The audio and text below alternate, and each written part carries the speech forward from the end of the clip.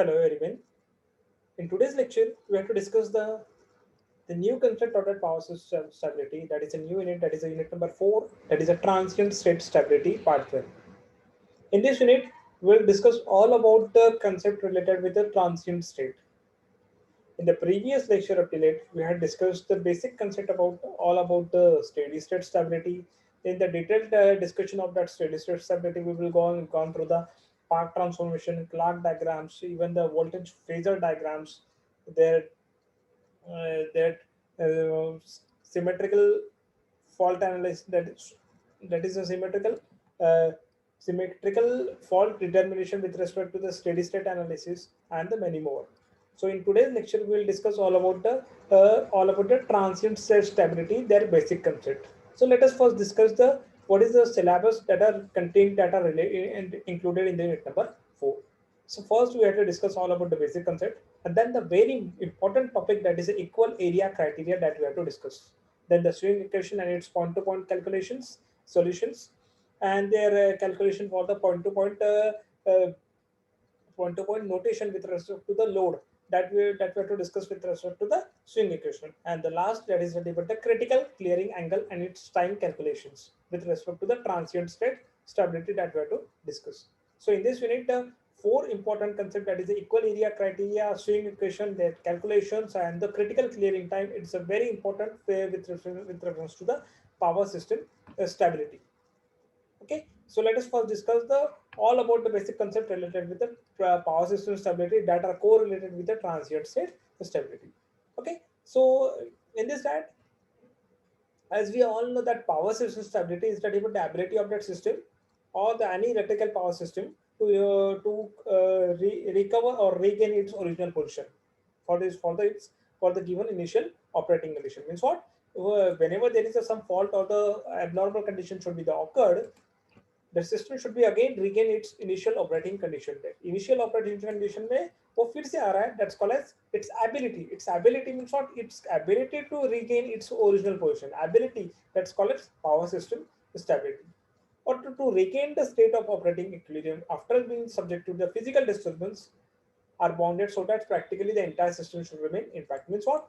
If there is any abnormal or the any physical disturbance should be the occurred with reference to the any abnormality condition, like the sudden change of the fault or the sudden switching frequency of the switching is more. In that case, power systems the electrical power system should disturb their operating condition, and to regain their after some particular time duration, it's regain its their original condition, that's called as power, that system is it's in the stable condition. Okay, so the stability is nothing but what? It's equilibrium between the opposing force. Instability result when the disturbance leads to the sustained imbalance between the opposing force. Means what? It's nothing but a relation opposition between the equilibrium between the opposing force instability and the restraining force stability, when the disturbance should be the occur between the opposing forces. Okay, so the stability problem are generally concerned with the behavior of the synchronous machine after the after the disturbance. Why? Because the synchronous machine is nothing but one of the generally commonly used in the power generating stations and synchronous motor that are generally rotated on the synchronous speed, and that generally connected to the primo transformers and many more, that is and in the series. So in that case, the synchronous motor stability or the synchronous motion machine representations and its working principle and its characteristics play the very important role while calculating the stability of that power system. Okay, so when we have to calculate or when we have to identify, analyze the power system stability of the any electrical system, we are first concentrate on the synchronous machine stability and its transient behavior, or it's in the disturbance, how it should be the behavior when the disturbance on the system should be the occurred. Okay, so generally the power system, the power plant have the synchronous have the so many generators, that is synchronous generator, are connected to the that are connected to the bus having on the same frequency or the phase frequency. Therefore, for the stable operation, we have to synchronize the bus with the generator over the entire duration of the generation and the transmission. Thus, the power system stability is also referred as a synchronous stability, because the synchronous motor, it generally is that, but so many synchronous motor are generally connected on the power system to maintain the generation and the transmission with respect to the load requirement. So it's also called as synchronous stability. And its ability to retain the synchronism after undergo the some disturbances such as switching on, off, or due to the line transient.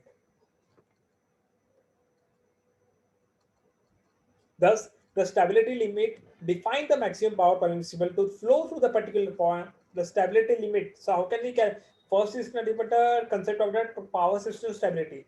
Now, the concept came that is a stability limit. अब stability limit क्या बोल रहा है? Define the maximum power permissible to the flow through the particular part of the system for which subject to the line disturbance or the faulty flow of that power. Means what? Maximum कितना power flow होगा अगर कोई system में एक particular point पे disturbances आते हैं, तो उस केस में maximum power permissible to flow through that particular part of that system means what if the generator have the और the synchronous motor having the instability or the fault should be occur, so how much power should be the transfer at that point, that called as stability limit. Okay, so how can we classify the power system stability? It generally depends upon the physical nature of that resulting instability, size of disturbances, and the processes and the time span involved. Means what? Time duration के लिए कितना है? Processes कौन से process के लिए use होता है? Size of disturbance कितना है? Then the physical nature of that.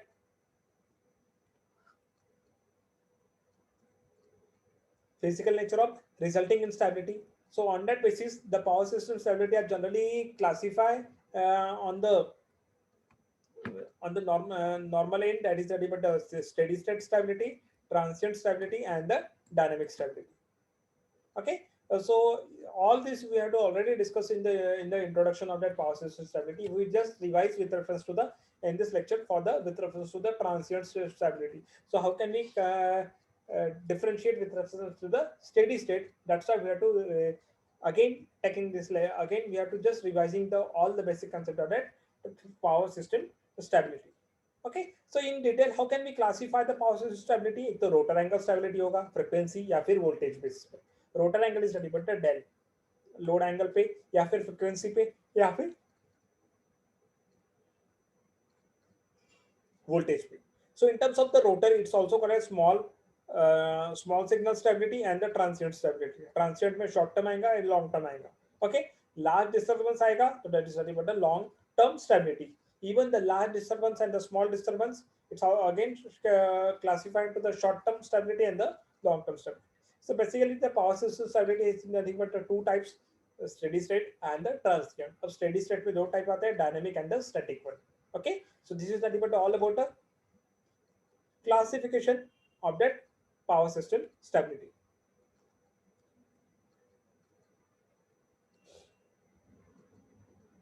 So in terms of that steady state stability, as we all know, the ability of that system to regain the synchronization after the small and the slow disturbances. Agar small and slow disturbance आएंगे, then it's called as steady state, such as gradual power changes, normal load fluctuations, number of frequencies reaching.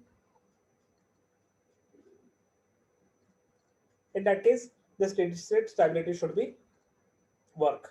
Okay, so it can only be considered only for the small duration or the very gradual or the instantaneous small power rate changes. Means for small gradually उसका power जो भी है disturbances वो change हो रहा है. In that case, and even the steady state stability is for the small shorter duration, having the disturbance is nothing but a very small and the slow disturbances are generally occurred in the steady state stability. So in case of the power flow through the circuit exceeded the maximum power permissible, then there is a chance of what machine should be will operate in the synchronization resulting to the disturbances. Such situation is nothing but the steady state limit of that system should be the reach. So basically that steady state stability limit is nothing but the of the system is nothing but the maximum power that can be transferred, or it is permissible to transfer from the one end to the another end without the loss of their synchronization.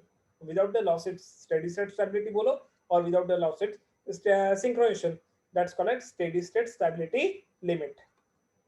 Okay. So again, the dynamic stability. Dynamic stability is that what it is. It is the one of the type of that steady state stability. It generally occurs for the small disturbances for the longer time. Small disturbances for the longer time. For the short duration, that's called as steady state. For the long duration, that's called as dynamic. Okay. And the dynamic stability generally denoted in the artificial stability, which are inherently unstable the system by automatically control means generally concerned with up to which time duration kitna rahega 10 to 30 seconds. That is nothing but the time limit for that transient, that is dynamic stability. Now the third, that is a very important topic, that is the transient stability, that is correlated with the unit number 4. So the transient stability is nothing but what? It's need to ensure the system should be withstand the transient condition following the major disturbances. Transient condition means what?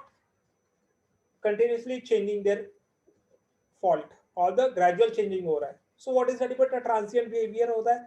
Sudden change in like the sudden application or the removal of the load, sudden circuit breaker closing, switching operations, line faults. That is that about the sudden line faults.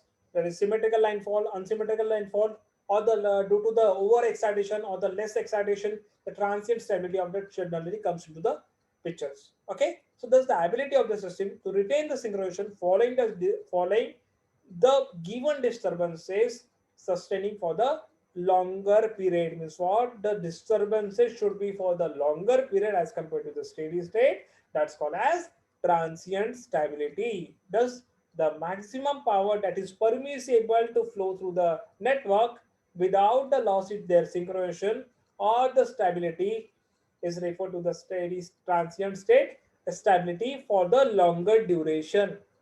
The difference between the transient and the steady state is nothing but what? The duration of that fault should be the longer in terms of the transient as compared to the steady state. Even the small disturbances are occurring in the steady state. Here the large disturbances or the जो भी transient रहेगा, transient behavior is nothing but the sudden changes. जो भी changes अपने को देखने को मिलेंगे, that is the more in terms of transient as compared to the steady state. Okay, so thus this is all about the transient state stability limit. Now comes to the picture of that power system stability limit. Thus we have gone through it. इसमें in terms of the steady state, transient and the dynamic, only the difference is that but their duration time. Their duration time, small duration, longer duration and the steady state duration. That is that but उसके हिसाब से उसका stability limit define किया जाएगा. Thus the stability limit is that but the maximum power that can be transferred in the network from the source to the load without the loss of synchronization. Without the loss of synchronization means what? Without the loss of steady state, without the loss of transient, without the loss of dynamic. That the name implies it's study, but the steady state stability limit, transient stability limit, and the dynamic stability limit. Okay. So in terms of the steady state, load increases gradually under the steady state condition is the maximum power transfer without the system being unstable. Whereas transient में क्या होगा? System suffer for the sudden changes or the for the large disturbances for the longer duration. Transient stability is nothing but a maximum power that can be transferred without the system being unstable. That's called as transient stability limit. Okay. So in terms of the dynamic stability limit, it increases significantly if the increase in the field current or the adjustment in the speed setting occurs simultaneously. With the increase of the load from the use of automatic AVR, the dynamic stability limit should be comes under the controllable condition. So it's also called as dynamic stability limit. Okay. So this is all about the basic concept of the transient and the power system stability, their classification with reference to the transient stability. The next lecture will again discuss the some of the basic concept related with the transient state stability. Thank you so much.